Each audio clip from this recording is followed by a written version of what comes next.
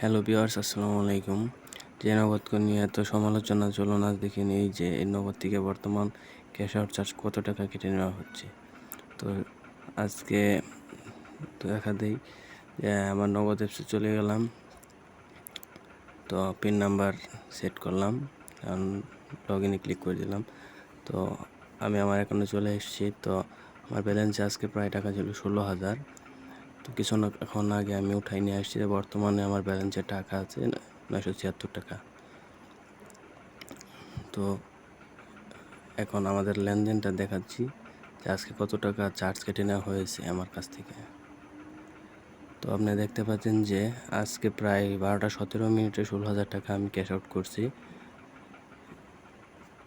তো cash out charge হিসাবে আমার কাছে কত টাকা কেটে নেওয়া হয়েছে তারপর দেখাচ্ছি।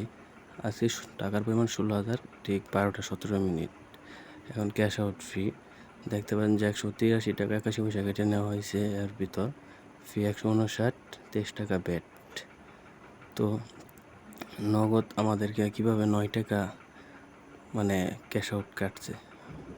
তো আপনারা এখানে যদি আপনারা হিসাব করেন তাহলে কিন্তু বেরিয়ে আসবে যে তারা আমার কাছ থেকে কত টাকা কেটে নেওয়া হচ্ছে। তারা যেখানে বলছে যে আপনার অ্যাপসের মাধ্যমে 9 টাকা ক্যাশ আউট প্রতি হাজারে, তারা এখান থেকে কেটে নিচ্ছে প্রায় 11 টাকা 50 পয়সার মতো। তো তারা আমাদের সাথে কিন্তু অলরেডি প্রতারণা করে ফেলছে। তো দেখুন, হাজারে 9 টাকা করে হলে তো 16,000 কত টাকা আসে? 144 টাকা। কিন্তু তারা আমার কাছে কেটে নিচ্ছে 159 টাকা।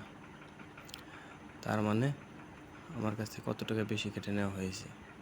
তো এখন যদি আমরা দেখি, তা 16 ইন্টু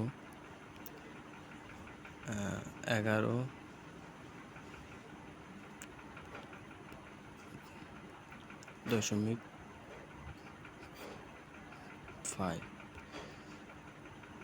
তাহলে কত টাকা আসে? 184 টাকা।